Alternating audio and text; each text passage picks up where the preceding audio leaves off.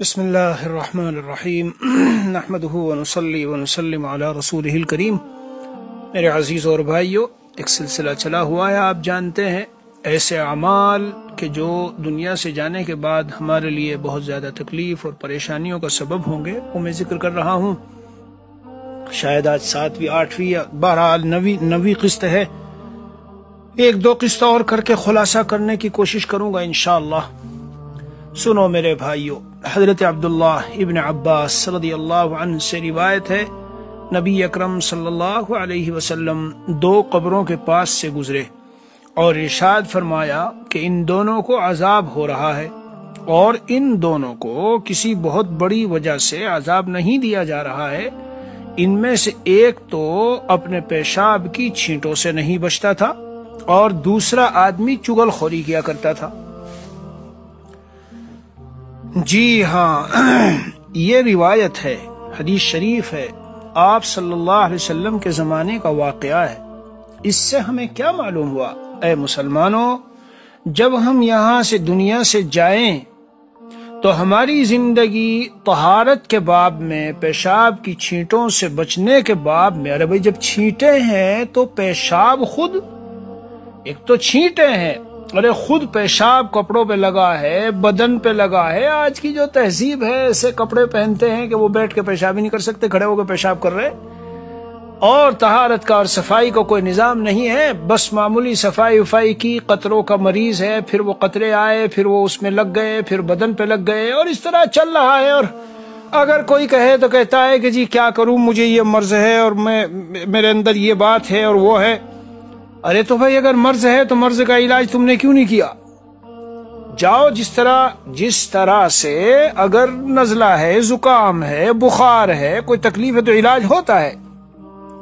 بہت لوگ اس طرح کے ملتے ہیں کہ جی مجھے پیشاب کے قطروں کی بیماری ہے، بس میں تو اس طرح نماز پڑھ لیتا ہوں۔ بھائی تم کس طرح نماز پڑھتے ہو کہ بس پیشاب کر لیا اور اس کے بعد جا کے اپنا وضو کر کے پڑھ لیتا ہوں، اللہ قبول کرنے والے ہیں، رحمان الرحیم ہے۔ ارے جو علماء و فقہاء ہیں ان سے جا کے پوچھتے تو کہ اس کا طریقہ اور ترکیب کیا ہے کہ جس سے میں پیشاب کے قطروں سے بچ سکوں، پیشاب کی چھینٹوں سے بچ سکوں، اور میری نماز اور طہارت صحیح ہو سکے۔ سارا ایک نظام ہے، میرا اس پر پورا بیان ہے، اس کو سنیے تو آپ کو پتہ چلے گا۔ میرے عزیزوں اور بھائیوں، ہم اللہ کی طرف سے ایک پورے دین ہے ہمیں جو دیا گیا، اس کے مکلف ہیں، اور مکلف ہونے کا مطلب اس کو سیکھنے کا مکلف ہے۔ اگر ہم نے نہ سیکھا، قیامت کے دن اور ہم چلے گئے یہاں سے دنیا سے، اللہ عز و جل پکڑ فرمائیں گے۔ کیوں نہیں سیکھا تھا جب تم وہاں تھے؟ کہیں پر جائیں تو قانون وہاں کا سیکھنا ضروری ہے کہ نہیں؟ بہرحال میں بات کو اس طرف زیادہ نہیں بڑھانا چاہتا۔ پیشاب کی چھینٹوں سے بچنا، پیشاب سے بچنا، استنزہوا من البول فإن عامۃ عذاب القبر منہ۔ پیشاب سے بچا کرو، اس لیے کہ عام طور سے عذاب قبر اس کی وجہ سے ہے۔ تو جو لوگ گندے سندے رہتے ہیں، گندے ایک تو گندا ویسے، اور ایک ہے ناپاک، یہ ناپاک رہنے والی جو بات ہے، اسی لیے طاہر طہارت کی حالت میں رہنے والا جو شخص ہو، پاک و صاف رہتا ہو، باوضو رہتا ہو، اسے موت بھی آتی ہے تو شہادت کی موت ملتی ہے۔ اور حضرت نبی اکرم صلی اللہ علیہ وسلم کے عظیم الشان سنتوں میں سے، اور سلف صالحین اور اولیاء اللہ کی عادات مبارکہ میں سے یہ ہے، ان کے کپڑے بھی اور بدن بھی پاک بھی اور صاف بھی، صاف اور پاک دونوں۔ اس لیے ہم ایک دین کے پیروکار ہیں، ایک دین کے مکلف ہیں، اور وہ دین زندگی میں ہونا چاہیے۔ کیا اس پر میں بڑا شاخ در شاخ باتیں عرض کروں؟ پیشاب کی چھینٹیں ہیں، اور وہ ٹی وی اور نیٹ پر اور فیس بک میں اور ادھر ادھر گندی چیزیں، نتیجتاً بدن کے اندر نکل کے ناپاکی لگی ہے جی، اور ناپاک ہونے کی وجہ سے صحیح نماز بھی نہیں پڑھ پاتا، اور کہتا بعد میں قضا کر لوں گا، بعد میں پڑھ لوں گا۔ سمجھو میرے بھائیو ان باتوں کو۔ ہاں، ناپاک کپڑے ہیں، ناپاک بدن، بہرحال اس سے بہت زیادہ بچنے کی ضرورت ہے، ورنہ مرنے کے بعد سنگین صورت ہے۔ عذاب قبر کو ہم کو معمولی سمجھتے ہیں۔ میرے عزیزو، حضرت عثمان غنی رضی اللہ عنہ جو 10 مبشرہ صحابہ کرام میں سے تھے، جن کو جنت کی خوشخبری دی گئی تھی، جب وہ قبر پر جاتے تھے، روایتوں میں ہے، اتنا روتے تھے کہ آپ کی داڑھی مبارک تر ہو جاتی تھی۔ کسی نے پوچھ لیا جنت و جہنم کے ذکر سے آپ اتنے نہیں روتے، یہاں اس میں اتنا روتے ہیں؟ فرمایا کہ ان القبر اول منزل من منازل الآخرہ، یہ جو قبر ہے یہ آخرت کی منزلوں میں سے پہلی منزل ہے. ہاں اس سے جو پار ہو گیا تو سمجھو آگے بھی پار ہے، یہاں پھنس گیا تو پھنس گیا. بہرحال یہ عرض کرنا چاہتا ہوں، دنیا سے جاؤ تو ان سب چیزوں سے اپنے کو بچا کے رکھو بھائی. اللہ نے جو دین دیا ہے، ما جعل علیکم فی الدین من حرج، یہ طہارت کا جہاں باب چل رہا ہے، تیمم کر لو اور وضو کر لو اور یہ کر لو، وہی اللہ نے فرمایا. اللہ نے دین میں تنگی نہیں رکھی، یعنی ایسا کوئی حکم نہیں دیا کہ ہم کر نہ سکتے ہوں. جو جس طرح کے مرض کا وہ ہے اس کے لیے ویسا حکم. بہرحال تو اس لیے آج کی چیزوں میں یہ ہے کہ پیشاب، اس کی چھینٹیں، اب کھڑے ہو کے کوئی پیشاب کرتا ہے، یہی جو یہ آج کل ایک عجیب قسم کی ٹوائلٹ بنی ہوئی ہے جی، جو جس پر جا کے سیٹ پہ ایسے کرسی کی طرح بیٹھ جاتے ہیں، اس میں بھی کوئی طہارت وہارت نہیں ہو پاتی بھائی ڈھنگ سے. ایک فیشن بن گیا ہے اور لوگوں نے اس کو اپنا ایک وہ بنا لیا ہے، یعنی اس کی عادت ہوتی جا رہی ہے. کتنی جگہ گھروں میں گویا کہ اس کو بالکل بنانا ضروری ہو گیا ہے، حالانکہ اس میں ضرور چھینٹیں آ جاتی ہے، اور وہ چھینٹوں کے نتیجے میں کہاں بدن سکا. آپ اگر اس سے اترو اور اترتے ہی فوراً نہاؤ اور اترتے ہی فوراً پورے پیر دھلو، تب تو ایک بات سمجھ میں آتی ہے. یا اتنا احتیاط والا انداز اور طریقے اپناؤ تو تب تو بات سمجھ میں آتی ہے. لیکن جنرلی جس طرح سے اس میں ایک سلسلہ چلا ہوا ہے، اس کے اندر بھی وہ بات پائی جاتی ہے. اس لیے میرے عزیزوں اور بھائیوں، ہاں دیکھ لو، یہ میں حدیث آپ کو سنائی، 2 قبروں کے پاس سے گزرے اور ارشاد فرمایا کہ ان دونوں کو عذاب ہو رہا ہے، اور ان دونوں کو کسی بہت بڑی وجہ سے نہیں. روایت دو مطلب اس کے لکھے ہیں، ما يعذبان فی کبیر، یعنی ان سے بچنا کوئی دشوار نہیں تھا. ہاں وہ جو ہے بچ سکتے تھے بڑی آسانی سے، ذرا توجہ دیتے پیشاب کی چھینٹوں سے. اور دوسرا چغل خوری، یہ چغل خوری بھی بہت بدترین مرض ہے. یہ جتنے گھروں کے فسادات ہیں، شوہر بیوی، ننند باوج، ساس بہو، فلاں فلاں، بھائی، یہ جتنے فسادات ہیں عام طور سے ملے گا. ادھر جا کے بات وہاں لگا دی، ارے میاں تم کس کی بات کرو، وہ تو تمہارے بارے میں یوں پلان بنا رہا ہے، تمہیں ایسا کہہ رہا ہے، اور وہ تو تمہیں یوں کہہ رہی تھی، اور یہ بات تھی اور وہ بات تھی. جتنی سنی اس سے اور زیادہ بڑھا کے لگا دی. جس انداز سے بات کہی گئی تھی اس میں خیر کا پہلو تھا، اس میں اچھا پہلو بھی تھا، لیکن اسے اس طرح بدل کے جا کے لگایا کہ اس کے بدن میں آگ لگ گئی. آئے ہائے، دین اسلام کی حقانیت کی کیا کیا باتیں بتاؤں. حضور اقدس صلی اللہ علیہ وسلم نے حضرت معاذ رضی اللہ عنہ کو ایک بات یہ فرمائی تھی، جب کوئی قضاء اور فیصلے کی بات ہے اور مقدمہ سنو تو سنو ایک بات، لا تقضی فلا تقضی للاول حتی تسمع کلام الاخر او کلام الثانی. پہلے کی بات، ایک کی بات سن کر فیصلہ نہ کرنا. کیا بات ہے صاحب، جب تک دوسرے کی بات نہ سن لو. اگر یہی نظام ہم گھروں میں رائج کر لیں، یہی نظام جو میں عرض کر رہا ہوں، تو مبالغہ اگر نہ ہو تو یہ کہہ دوں کہ 80 سے 90% خود بخود معاملات سمٹ جائے. جیسے کسی نے کان میں بات ڈالی تو پہلے تو اسے کہ مت ڈالو، مت ڈالو. یہ بھی حضور کی سنت ہے صلی اللہ علیہ وسلم. حضرت نبی اکرم صلی اللہ علیہ وسلم کا ارشاد گرامی ہے، لا يبلغني احد من اصحابي عن احد شيئا او كما قال رسول الله صلی اللہ علیہ وسلم فاني احب ان اخرج اليكم وانا سلیم الصدر او كما قال رسول اللہ صلی اللہ علیہ وسلم. خبردار کوئی مجھے کسی میرے صحابی کی طرف سے کوئی بات پہنچائے، بالکل نہ پہنچایا کرو.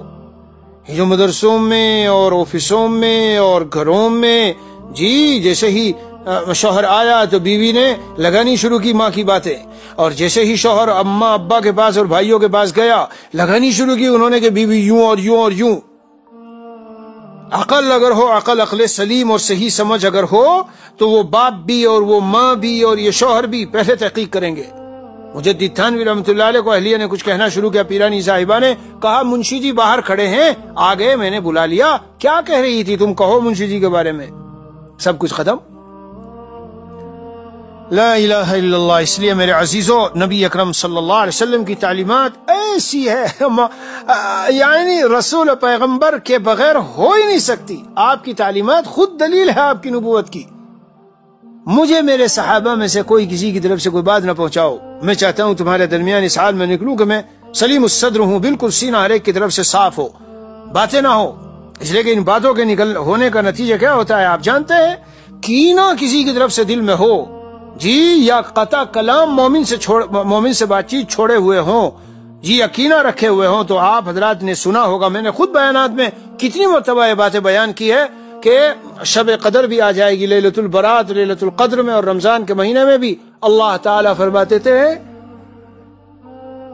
چھوڑے رکھو ان دونوں کو حتی یصطلحا، یہاں تک کہ یہ اتفاق کر لیں اور اپنے اختلافات کو اور رنجشوں کو اور عداوتوں کو اور بغض و کینے کو اور ترک کلام، یہ سب چیزوں سے تائب ہو جائیں اور صحیح ہو جائیں، جب ان کی بخشش ہوگی۔ اے میرے پیارے مسلمان بھائیوں، یہ بھی دنیا سے نہ لے کے جانا کہ خواہ مخواہ دینی وجہ سے نہیں، دنیاوی وجوہات کی وجہ سے مسلمان بھائی سے بات چیت بند کیے ہوئے ہو، کیا بھروسہ ہے کہ کب دنیا سے جانا ہو جائے؟ اس لیے جس نے جس سے بات چیت بند کی ہے، محض کوئی پلاٹ کا معاملہ، ذرا پیسوں کا معاملہ، ذرا کسی نے کوئی بات کہہ دی، ذرا کسی سے کچھ سن لیا کہ مجھے یوں کہہ رہا تھا، بس بات کر منہ چڑھا کے بیٹھ گئے، سلام کا جواب بھی صحیح سے نہیں دے رہے ہیں، سخت وعید آئی ہے، یاد رکھو میرے بھائیو، لا يدخل الجنت قاطع الرحم، جو قطع رحمی کرنے والا ہے جنت میں نہیں جائے گا، حدیث شریف میں ہے۔ تو ہم قطع رحمی کو اور ہجران المؤمن مسلم و مومن کا ہجران اور ترک کلام، ان جیسے گناہوں کو اپنے ساتھ لے کے جائیں اور امیدوار ہوں کہ جائیں اور ہمیں مزے کی زندگی ملے، اور جنات تجری من تحتها الانہار، ایسی جنتیں جن کے نیچے سے نہریں بہ رہی ہوں، اور ہم بالکل عذابوں سے محفوظ رہیں۔ کھول کے رسول اکرم صلی اللہ علیہ وسلم نے ساری باتیں بتائی، کھول کے بتائی ہے۔ اب ہم پر ہے کہ ہم دنیا میں رہتے ہوئے کیا لے کے جاتے ہیں۔ میں نے 10 قصے اس پر بیان کی، کیا لے کے جاؤ، اب یہ باتیں چل رہی، یہ نہ لے کے جاؤ۔ پڑوسی کو ستانا، ایذا دینا، وہ ایک عورت کا ذکر ہوا، خوب نمازیں پڑھتی ہے، عبادات کرتی ہے، مگر اپنی زبان سے پڑوسی کو ستاتی ہے۔ رسول اکرم صلی اللہ علیہ وسلم نے فرمایا ہی فی النار، وہ جہنم میں ہے، واللہ لا یؤمن واللہ لا یؤمن واللہ لا یؤمن، قیل من یا رسول اللہ، تین مرتبہ اللہ کے رسول صلی اللہ علیہ وسلم فرماتے ہیں، بدن کانپ اٹھتا ہے میرے پیارو ایمان والو، اے ایمان والے مردوں اور عورتوں، بدن کانپ نہیں جاتا کہ ہم نے پڑوسی کے ساتھ کیا سلوک کر رکھا ہے۔ وہ شخص کے اس کی تکلیفوں سے پڑوسی محفوظ نہ ہو، اور میں خود ایک دنیا میں بسنے والا ہوں، میں جو آپ سے بات کر رہا ہوں، مجھے اس کی اہمیت کا اندازہ ہے کہ پڑوسی سے کتنا معاملہ ہے۔ میرے یہاں جہاں میں ہوں، یہاں ایک مکان ہے اور مناسب قیمت میں ہے اور بکتا ہے، لیکن صرف اس لیے اسے بہت سارے لوگوں نے نہیں خریدا، اور میں خود پہلے نمبر پر اس کا خریدار اگر وہ ملے، لیکن صرف کیوں؟ پڑوسی کی وجہ سے۔ پڑوسی ایسا ہے تو قیمت گھٹ گئی۔ عبداللہ مبارک کا پڑوسی جو یہودی تھا، اور وہ مکان کی قیمت لگائی تو بہت زیادہ لگائی، کسی نے کہا اتنی قیمت کیسے کہ تم جانتے ہو میں کیا کون میرا پڑوسی ہے؟ ارے عزیزو، میرے عزیزو، یہ دین بڑا قیمتی پیارا، اس کی کون سی ادا کو میں کس طرح سے بیان کروں؟ اللہ اکبر کبیرہ، لیکن کاش ہم اس کی قدر کو سمجھیں۔ پڑوسیوں کے ساتھ سن لو، جتنے لوگ سن رہے ہو، تھوڑی ان کی برداشت کر لو، کچھ مالی نقصان ہے برداشت کر لو، کچھ تھوڑی بہت ایذا ہے سہ لو، محبت سے پیار سے ان کے سے باتیں کرو، محبت سے پیار سے سلوک اچھا کر کے ان کو لے کے چلو۔ کیوں؟ ابھی میں قرآن میں پڑھ رہا تھا عصر کے بعد اور ٹھہر گیا ذرا دیر کے لیے، وما هذه الحیات الدنیا الا متاع الغرور، دھوکے کا سامان ہے، لگے گا ایسے ہی جب قبر میں اترو گے۔ کیا تھا یار؟ ایسا تھا جیسا کوئی خواب تھا، ابھی آئے تھے چلتے بنے۔ زندگی افسانہ در افسانہ ہے، زندگی افسانہ در افسانہ ہے، صرف افسانوں کے عنوان بدل جاتے ہیں۔ ڈاکٹر عبدالحی عارفی کا قول ہے، شعر ہے، اور آپ سمجھ لیں تو بہت قیمتی ہے۔ زندگی افسانہ در افسانہ ہے، صرف افسانوں کے عنوان بدل جاتے ہیں۔ بچپن، جوانی، بڑھاپا قبر میں چلے گئے، عنوان بدل گئے، ورنہ بالکل ایسا لگتا ہے میرے پاس پڑوس میں سے، ہاں گھروں میں سے جوڑے گئے ہیں جی، باپ بھی گیا، اماں بھی گئی، اور بوڑھا گیا، بوڑھی گئی، گھر خالی پڑے ہیں، ہاں جو میں بتا رہا ہوں آپ کو، جو میں بیان کر رہا ہوں، گھر خالی پڑے، یہاں ایسے دونوں چلے گئے، گھر خالی ہیں۔ آج وہ ان کے گھر کا خالی ہونا ہمیں پیغام دیتا ہے، ایسا ہو جاتے ہیں یہ سب جتنے گھر خالی کے 10-20 سال بعد نسیب منسیہ۔ میرے پیارو، اس لیے پڑوسی نے اگر تھوڑا سا کچھ ذرا ایزا اور کچھ اس سے وہ ہو گیا وہ ہوگا. تو اگر آپ سمجھ لکھ کے اور پڑھے لکھے ہیں اور بزرگوں کی صحبت میں ہیں اور بیانات سنتے ہیں اور فلاں ہے اگر آپ بھی اس جیسے ہیں تو کیا فرق رہا آپ میں اور اس میں؟ واسطہ پڑتا ہے، بہت ہوتا ہے. میرے والد نے زندگی میں ایسا کیا. بہرحال یہ جو چیزیں میں بتا رہا ہوں ان کو کچھ بتا دوں تو دیکھو، ایذاء الجار. ہاں، اور ایک بات بتاؤں، خاص طور سے بہت بڑی ایذا ہے کہ پڑوسی کی کوئی عورت ہے، بچی ہے، بیوی ہے، اور ان کے ساتھ غلط سلط معاملات اور غلط سلط رشتے اپنے جوڑ لینا. خاص حدیث شریف میں بدترین شخص اس کو اور جہنمی قرار دیا گیا ہے. کون؟ جو پڑوسی کی بیوی کے ساتھ غلط سلط. تو بیوی ہو، بچی ہو یا کچھ ہو، ہونا تو چاہیے تھا آپ اس کے محافظ بنتے، اور آپ اور غلط سلوک کر رہے ہو ان کے ساتھ. سمجھ لو ان باتوں کو. یہ ایسی چیزیں ہم گریبان میں اپنے جھانک کے منہ ڈال کے دیکھیں، جی ہمارا دامن ان سب چیزوں سے داغدار تو نہیں ہے، ایسی چیزیں تو نہیں ہے. پڑوسی کو ستانا ہے، اسی طرح جی پیشاب اور اس کی چیٹوں سے نہ بچنا ہے، اور اسی طرح چغلخوری عام مرض ہے عورتوں کا. خاص طور پہ میرے بھائیو سن لو، اور مجلسوں میں ہم لوگوں کی زندگی آج اس سے بہت خالی نہیں ہے. کینہ، عداوت، بغض، جی ایک دوسرے کے خلاف تحقیر، حقارت، یہ ساری چیزیں ایسی ہیں انسان کے لیے مستقبل میں جو اصل فیوچر ہے ہمارا، مرنے کے بعد اسے ہیبتناک، خطرناک بنا دیتی ہے. بہت واقعات ہیں ایسے. بزرگوں نے کتابوں میں سے بہت سارے واقعات لکھے ہیں جی کہ مرنے کے بعد اس نے خواب میں دیکھا کیا ہوا کہ یوں ہوا، مرنے کے بعد خواب میں دیکھا کیا ہوا کہ یوں ہوا. اس لیے ان سب چیزوں سے بچو. لا يدخل الجنت قطات ولا نمام، حدیث شریف میں ہے کہ یہ جو چغلخوری کرنے والا ہے یہ جنت میں داخل نہیں ہوگا. اور ایک حدیث شریف میں ہے بدترین شر الناس فرمایا گیا ہے، بدترین آدمی ہے کون؟ ذو الوجہین الذی یاتی ہونا، ان کے پاس آتا ہے تو ایک چہرے کے ساتھ اور وہاں جاتا ہے تو دوسرے چہرے کے ساتھ. یہاں آئے گا بڑا بھلا بنے گا لیکن چپ کے بات سن کے جا کے وہاں لگائے گا. ادھر آئے گی ان کی مجلس میں بیٹھے گی تو بڑی محبت پیار کی باتیں، لیکن اسی کو رنگ بدل کے جا کے وہاں نقل ہو رہی ہے وہ.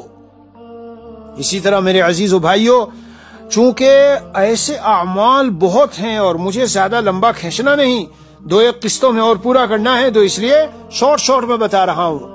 آج ہماری زندگیوں میں جو یتیم بچے ہوتے ہیں جن کا ابا کا سایہ سر سے چلا جاتا ہے، چچا کی طرف سے اور ان کی چچی کی طرف سے اور تائی کی طرف سے اور رشتہ داروں کی طرف سے، اور جو ان کے سرپرست ہوتے ہیں، میرے بھائیوں بہت خراب سلوک ہو رہا ہے، بہت خراب سلوک ہو رہا ہے. ایک تو میں تمہیں عالم کی بات بتاتا ہوں، جو عالم تھے وہ بھی چلے گئے اور ان کے وہ بھی چلے گئے. اور بہرحال تو جب میرے والد حیات تھے انہوں نے کہا کہ ایسا کیسے کریں گے آپ اپنے بیٹے کے بچوں کے ساتھ، بیٹے کا انتقال ہو گیا اور بیٹے کے بچے تھے، اور باپ تو دولت مند زیادہ نہیں تھا لیکن بیٹا بہت دولت مند تھا. تو بیٹے کی گاڑی، بیٹے کی چیزیں سب لیے پھرتے تھے. تو کسی نے جب ٹوکا کہا جی اس کے بغیر کام کہاں چلے؟ یعنی یتیموں کے مال سے آپ کھیل رہے ہیں اور کہتے کام کیسے چلے؟ جتنا بیٹے کے جانے کے بعد آپ کے حصے میں آیا اس سے کام چلاؤ. یہ تو محفوظ رکھنا ہے یتیموں کا مال. ان الذين ياكلون اموال اليتامى ظلما انما ياكلون في بطونهم نارا، انما ياكلون في بطونهم نارا. ہاں اپنے پیٹوں میں وہ آگ کھا رہے ہیں، آگ داخل کر رہے ہیں. میرے بھائی ہاں بہت سنگین معاملہ ہے. انما ياكلون في بطونهم نارا، پیٹوں میں آگ، منہ سے، پیٹ سے اور چاروں طرف سے اس کی آگ نکل رہی ہوگی. یہ جو یہ یتیم کا مال کھانے والے ہوں گے جس دن یہ قیامت کے دن اٹھیں گے. وَلَا تَقْرَبُوا مَالَ الْيَتِيمِ إِلَّا بِالَّتِي هِيَ أَحْسَنُ، یتیم کے مال کے قریب نہ لگو مگر احسن طریقے سے، الا باللتی ہی احسن. اور احسن طریقہ کیا ہے؟ قرآن کریم میں اور سب تفصیلات حدیث شریفہ میں، علماء سے پوچھ لو.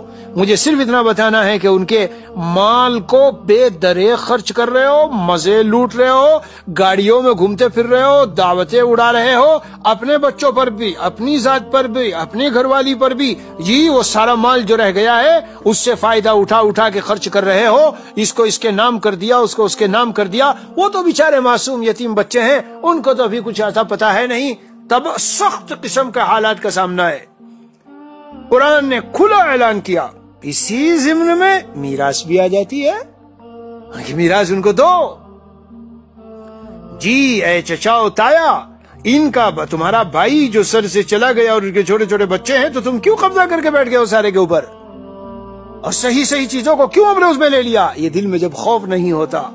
اس لیے میرے بھائیوں، ان ساری چیزوں سے بچنے کی ضرورت ہے تاکہ جو مضمون میں بیان کر رہا ہوں کہ دنیا سے جانے کے بعد اگر عزت چاہتے ہو، سرخروئی چاہتے ہو، کامیابی چاہتے ہو، فلاح چاہتے ہو اور جنت چاہتے ہو اور نجات چاہتے ہو اور دوزخ سے حفاظت رہے چاہتے ہو، یہ ساری چیزیں چھوڑو. دنیا میں رہتے ہوئے ہوشیار رہو اور غور و فکر کر کے رہو کیا موت کے بعد نفع دینے والا ہے اور کیا نقصان دینے والا. اللہ عز و جل ان تمام گندے سندے اور اعمال سے اور تمام گناہوں سے اللہ تعالی ہم سب کی حفاظت فرمائے. وصلی اللہ علی النبی الکریم وعلی آلہ واصحابہ اجمعین والحمد للہ رب العالمین.